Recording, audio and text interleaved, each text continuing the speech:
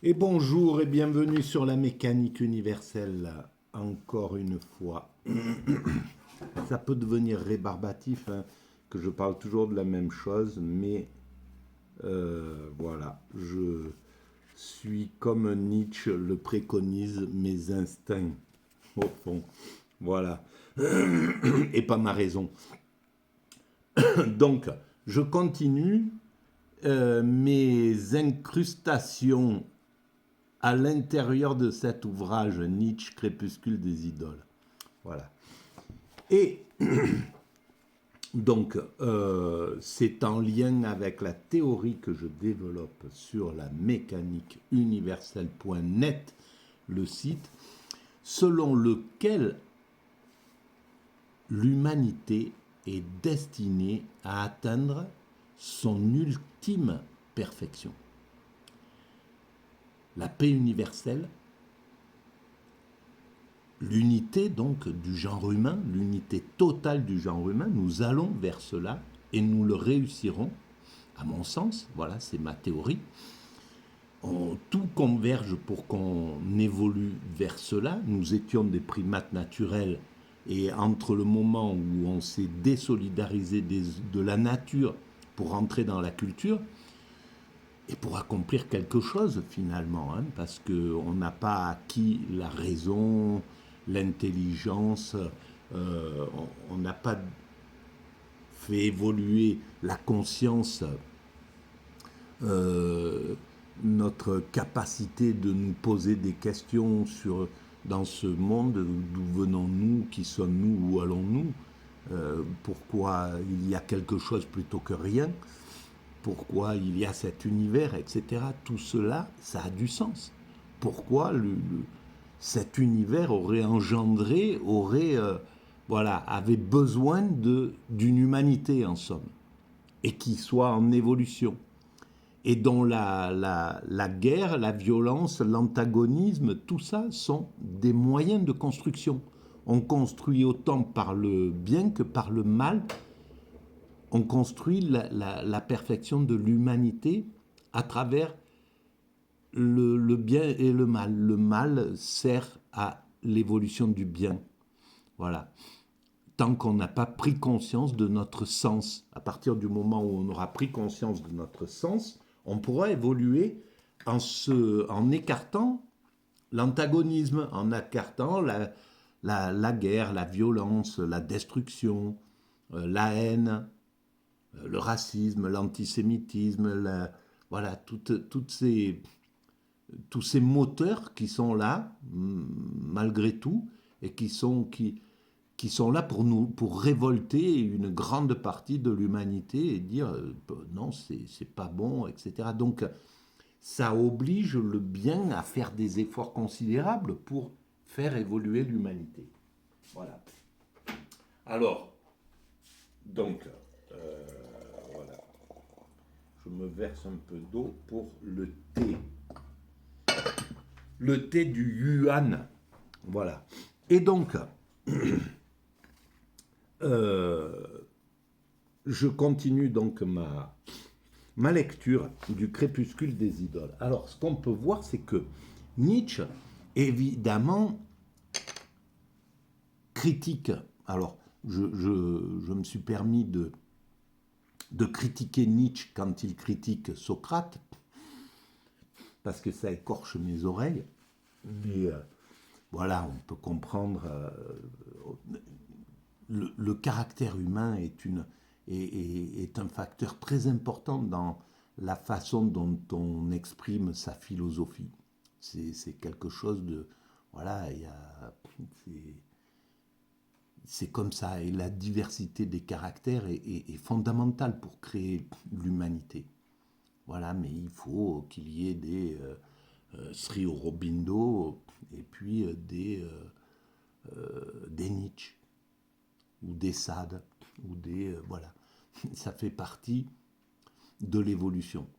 Et alors Nietzsche, ce qui est intéressant dans ce que je suis en train de lire là, c'est que en fait il fait le constat, il constate une évolution et même s'il est révolté par le fait que Socrate ait pris le pouvoir et que Socrate, que l'humanité ait suivi Socrate plutôt que rester sur les Hellènes antérieurs, c'est-à-dire les Grecs qui étaient du côté plutôt dionysiaque des choses. Et donc, de l'exaltation de la vie telle qu'elle est, avec ce côté aristocratique. Et évidemment, qui dit aristocratie dit plèbe, malheureusement. Et donc, c'est bien ce qu'il reproche en plus à Socrate, de venir de la plèbe. Donc, pour lui, c'est quelque chose qui est négatif. Donc, je reprends la lecture. En Socrate, le goût des Grecs s'altère au profit de la dialectique. Et c'est clair, c'est vrai. C'est la raison qui passe. C'est l'analyse de la dialectique, c'est justement ce qui permet de comprendre l'évolution de l'humanité. Et donc, il fallait évidemment que Socrate soit là. Il fallait Socrate pour l'évolution de l'humanité. Et ça, Nietzsche ne peut pas le comprendre à son époque. Il est d'abord trop révolté par la prépondérance de la sagesse, des Socrates, de la religion, du christianisme, etc., de l'influence de la sagesse dans l'évolution de l'humanité le gêne. Il préférerait pouvoir voir un système plus énergique, plus naturel, avec des dominants qui se posent pas de questions, qui suivent leurs impulsions, ces grands, voilà, il est fasciné par ces dominants là, par les Napoléons, les Jules César, les Alexandre le Grand, enfin voilà. Et en fait, ça correspond bien à un type de caractère, d'être fasciné par c'est typique, à mon sens, du narcissisme, qui vénère quelque chose qu'il voudrait être, alors que lui, il est dans la sensibilité, au lieu d'apprécier, d'aimer son hypersensibilité, son hyper-émotivité, tout ça, c'est quelque chose qui le dérangeait, qui lui posait un problème de vie. Et effectivement, c'est un problème pour exister avec les autres, cette hypersensibilité, cette nature comme ça, au lieu de l'apprécier, de la confronter, de la mener aux autres et de la proposer comme ça, c'est compliqué, ça amène du conflit, etc. C'est ce qui a fait qu'il a dû s'isoler plus ou moins. Il a dû s'écarter du monde en fait, parce qu'il ne pouvait pas s'y confronter. Il n'était pas justement cet aristocrate insensible qu'il vénérait en somme, qu'il aurait voulu être. Et donc c'est ce qu'il a isolé. Et au lieu de profiter, de voir que dans cette isolation, dans cet isolement, il y avait quelque chose de vraiment bien à vivre, quoi. Voilà que c'était ça, que accepter son sort, en fait, plutôt que de désirer un monde autre que ce qu'il vivait, en somme. Et, euh, et c'est ça le problème du narcissisme. Mais c'est pas le narcissisme pur, en somme. C'est pas un narcissisme c'est une hypersensibilité euh, qui ne s'accepte pas en tant que tel. Donc, que s'est-il passé au juste? Que s'est-il au juste passé? Donc, en Socrate, le goût des Grecs s'altère au profit de la dialectique. Que s'est-il au juste passé? C'est avant tout un goût aristocratique qui est vaincu. Donc, il dresse le bilan, il dresse le constat de cette chose. Et il a raison, c'est vrai. Mais l'humanité a choisi cette voie-là. Ça fait partie de l'évolution de l'humanité. Avec la dialectique, c'est la plèbe qui prend le dessus. Oui, c'est clair. C'est la démocratie qui prend le dessus. Pourquoi l'humanité choisit-il la démocratie pour évoluer? Et pourquoi la démocratie est le meilleur, le système le meilleur pour l'ensemble? Pour quelle raison? Eh bien, je vous renvoie à la lecture de mécaniqueuniverselle.net, le site, et tout ce qui est dit à propos de la démocratie, qui est une véritable œuvre d'art. C'est ce que je dis. Avant Socrate, je reprends la lecture, la bonne société récusait les procédés dialectiques. On trouvait que c'était là de mauvais procédés qui donnaient mauvais genre. Voilà, un genre, on imagine un peu efféminé peut-être dans son esprit. On en détournait la jeunesse. On se méfiait aussi de cette manière de présenter ses arguments. Les causes honnêtes, comme les honnêtes gens, ne présentent pas leurs raisons à pleine main. Il est incorrect de montrer du doigt, et surtout des 5 doigts. Ce qui a besoin d'être prouvé ne vaut pas grand-chose. Partout où l'autorité est encore de bon ton, partout où l'on ne donne pas des raisons, mais des ordres, le dialecticien est une sorte de pitre. On s'en amuse, on ne le prend pas au sérieux. Et si pourtant c'est lui qui a été pris au sérieux. Et ce qui n'est pas pris au sérieux, c'est cette attaque en cavalerie de Socrate. Voilà. C'est clair que Nietzsche révèle le monde par le négatif, en somme, en refusant le monde tel qu'il se déroule, il éclaire la façon dont il se déroule. Voilà. Et Hegel va dire par contre, oui, le monde se déroule comme ça, mais c'est parfait. Leibniz va dire la même chose. Le monde se déroule comme ça et c'est parfait, tout est parfait dans le meilleur des mondes. Voilà. Et Nietzsche va dire, le monde est comme ça, mais je ne veux pas que ça soit comme ça.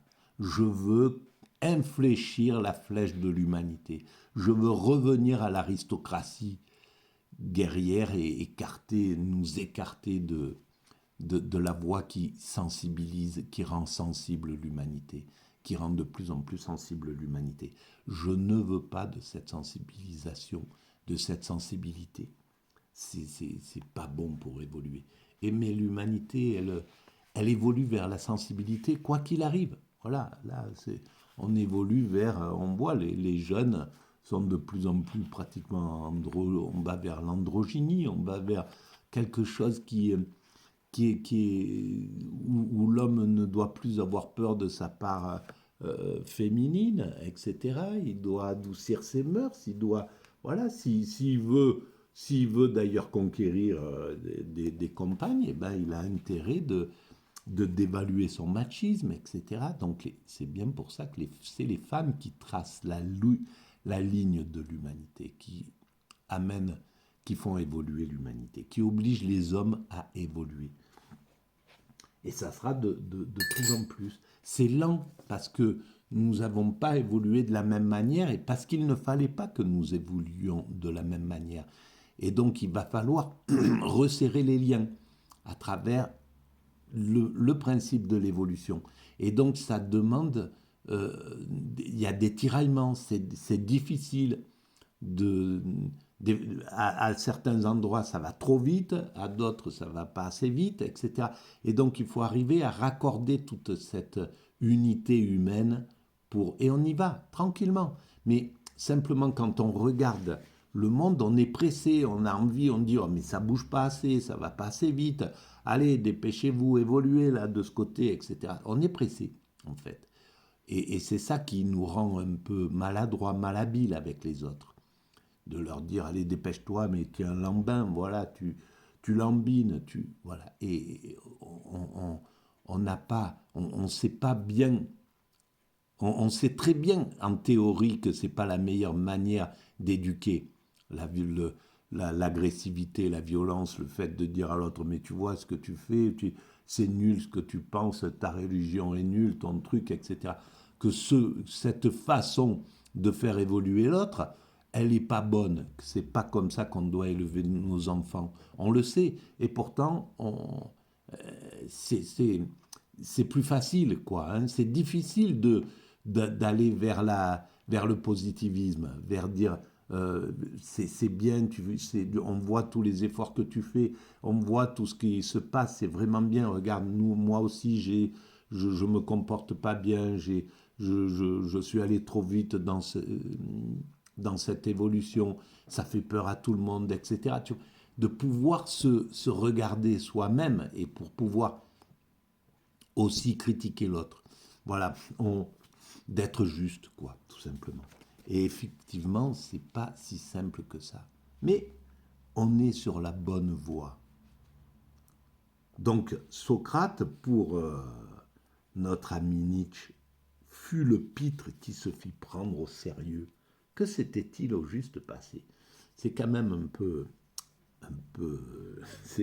c'est bon, voilà, on va dire, on les voit, hein, ceux qui veulent détruire les icônes, là, pour s'affirmer aux dépens d'autrui, et c'est que une demande d'amour, en fait, quand on y réfléchit. C'est juste, regardez-moi, moi, et aimez-moi. Pourquoi vous me marginalisez? Pourquoi vous me mettez en quarantaine? Pourquoi personne veut me prendre, veut me voir? Pourquoi vous m'avez poussé à m'isoler? Je voulais être juste le maître du monde. C'est pas grand-chose. Je voulais juste être le dominant des dominants, le calife à la place du calife. Et pourquoi vous me... Parce que je ne sais pas vivre en communauté. Ma nature, mon narcissisme, ma façon d'être fait que je ne suis pas capable de vivre correctement avec les autres. Je ne sais pas plier ma nature. C'est ça que dit Nietzsche, en somme, à mon sens. Voilà. C'est peut-être de la psychologie à deux balles, hein, mais voilà, ça peut servir un peu comme... Alors je continue. On ne choisit la dialectique que lorsqu'on n'a pas d'autres moyens. On sait qu'avec elle, on éveille la méfiance et qu'elle est peu convaincante. Rien n'est plus facile à effacer qu'un effet de dialecticien. C'est ce que prouve l'expérience de toute assemblée où l'on tient des discours. Eh bien, mon petit Nietzsche, et c'est dommage que tu sois plus là, parce que j'aimerais bien que tu... Parce que la mécanique universelle, c'est de la dialectique pure. J'aimerais bien qu'on voit si c'est aussi facile à effacer cette dialectique. À son époque, oui, c'était très facile de contester la dialectique parce qu'on ne voyait pas devant soi. On n'avait pas une vision de l'évolution comme aujourd'hui nous l'avons. On voit qu'on est arrivé à l'époque du village planétaire, qu'on n'est pas très loin de cette... voilà, qu'il faudra encore quelques siècles peut-être pour parvenir à atteindre cette unité universelle. Mais on voit bien qu'on est sur la bonne voie, que tout converge là-dedans. Du virus à Internet, de la guerre à la paix, des voyages, voilà, du tourisme à la... etc., etc. Je continue. Elle ne peut être, donc, la dialectique, qu'une arme de fortune aux mains des désespérés qui n'ont pas d'autres armes. À moins d'avoir à conquérir son droit de haute lutte, on n'y a pas recours. C'est pour cela que les Juifs furent dialecticiens. Maître Renard l'était. Et quoi, Socrate aussi? Ben oui, bien sûr que les Juifs étaient et sont dialecticiens. Et oui, bien sûr que c'est que leur apport et l'apport de Socrate de la même manière, justement, que leur apport de l'idée d'un Dieu universel, d'un Dieu qui, pour l'ensemble de l'humanité. Et évidemment, c'est leur hypersensibilité, c'est l'hypersensibilité du judaïsme qui fait que ils avaient un peu des antennes il y a 3000 ans pour entendre, pour voir les buissons ardents, pour entendre les commandements de Dieu, etc., et apporter tout ça à l'humanité. Et évidemment que l'idée de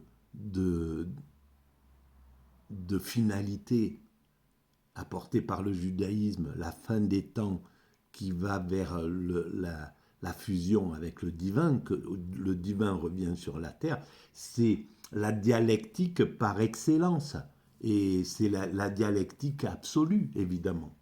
Et c'est exactement ce qu'il faut. Mais Maître Renard, je ne crois pas que ça soit par ruse. Non, non, non, non. C'était vraiment par amour de l'humanité. C'est par amour de l'humanité que ça se passe comme ça, en somme. Et c'est tout. Ensuite, je continue, 7, puisqu'on est à 21, je peux faire encore une minute. L'ironie de Socrate est-elle l'expression d'une révolte, d'un ressentiment plébéien? Mais non, bien sûr qu'il y a le ressentiment, bien sûr que c'est un des moteurs, très certainement, il a raison, il éclaire quelque chose. Le peuple n'a pas envie d'être sous la coupe tout le temps d'aristocrates qui sont sans foi ni loi et qui ne scient pas d'un sourcil en découpant des têtes. Le peuple n'a pas envie d'accepter, même si il doit le subir, s'il doit subir l'état d'esprit des conquistadors, c'est pas ça qui, voilà, ça a été la pire chose, et il a fallu adoucir ces êtres humains. L'humanité ne supporte pas ce genre de choses. Donc le peuple avait raison de chercher le meilleur moyen pour dominer, bien sûr. Et c'est la démocratie, c'est la souveraineté du peuple. Les dominants continuent à monter, à se battre, à stimuler leur esprit de compétition, c'est parfait, ils gardent tout leur truc, l'aristocratie, quelle qu'elle soit. Aujourd'hui, l'aristocratie, c'est Facebook, c'est Bill Gates, voilà, c'est les oligarques du monde entier qui se donnent la main, qui savent se donner la main, évidemment, et qui construisent l'humanité. Bien sûr, c'est parfait, mais qu'ils ne prennent pas le pouvoir sur l'humanité, qu'ils soient de parfaits démocrates. Donc ils travaillent pour l'humanité, pour l'ensemble humain. C'est de plus en plus le cas de ces jeunes-là, mine de rien. Parce qu'ils pourraient très bien avoir utiliser à mauvais escient toutes ces choses. Bien sûr qu'il y a un peu des abus dans Facebook, dans Twitter, etc., à travers Elon Musk ou des gars comme ça. Évidemment qu'ils sont à la tête de quelque chose, mais ils n'ont plus rien à voir avec des Alexandre le Grand. Ils se sont drôlement assagis. C'est les mêmes, hein, mais ils sont devenus vraiment beaucoup plus doux pour l'humanité. Et ça, c'est quand même, on peut mesurer l'évolution grâce à ça. C'est plus des Napoléons, c'est plus, alors qu'ils ont les moyens hein, de dominer le monde dans un certain sens. Donc, il y a quand même derrière quelque chose qui est à un autre degré. Et donc, c'est grâce à l'évolution de la démocratie, bien sûr. Et évidemment, alors lui, Nietzsche marque ça, le ressentiment plébéien, parce qu'il faut il faut voir que Socrate était laid, que machin, il supporte pas les autres, hein, il est isolé, il faut le dire. Il est marginalisé dans l'humanité. On lit pas ses livres, il n'arrive pas vraiment à publier comme il le veut, il touche pas le plus grand nombre. À côté de ça, il voit que Wagner est à la poupe du système, tout le monde l'adule et ça devrait être lui qu'on adule à la place, etc., etc. Tout est donc le ressentiment plébéien, il est de son côté. Voilà. Et c'est bien ce qu'on disait dès le début, ce que je disais dès le début, c'est on a cette tendance à affubler l'autre de nos propres problèmes. Mais c'est pathétique. Moi, j'ai un amour fou pour Nietzsche parce que voilà, je vois comment il patauge dans son truc et c'est dommage. C'est tout un, c'est de la souffrance. On voit ça c'est de la souffrance en somme. Il ne mérite pas de la souffrance en réalité, puisqu'il est fait pour travailler pour cette humanité. Mais en même temps, c'est ce que le X avait besoin. Il avait besoin de sa souffrance, de son ressentiment, de son isolement. Voilà. C'est ce que l'humanité avait besoin chez lui. Voilà.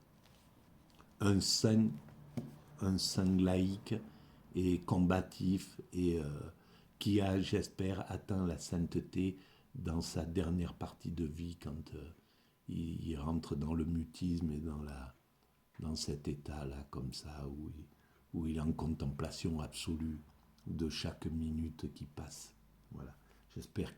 J'aimerais bien savoir s'il avait souffert ou pas à cette époque-là. J'espère, il mérite vraiment de ne pas avoir souffert. L'opprimé qu'il était, donc Socrate, savourait-il sa propre férocité à chaque coup de couteau du syllogisme? Se vengeait-il des aristocrates qu'il fascinait? Le dialecticien a entre les mains un outil qui n'épargne rien. Il permet de jouer les tyrans par sa victoire. Il compromet. Le dialecticien laisse à son adversaire le soin de prouver qu'il n'est pas un crétin. Il le rend furieux et en même temps désarmé. Le dialecticien frappe d'impuissance l'intellect de son adversaire. Et quoi? La dialectique ne serait-elle chez Socrate qu'une forme de vengeance? Point d'interrogation. Et il finit toujours par un point d'interrogation, chose que je devrais faire aussi. Est-ce que Nietzsche, nanana, point d'interrogation, parce que j'y vais un peu trop de mes convictions. Voilà, il s'affirme aux dépens d'autrui, c'est son narcissisme, etc.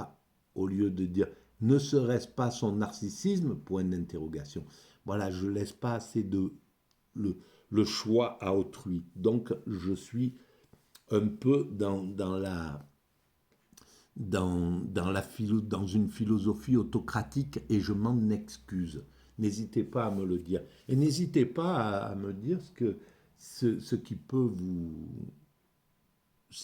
voilà, si vous pensez que je suis dans le faux et voilà, n'hésitez pas. À très bientôt, merci de votre écoute.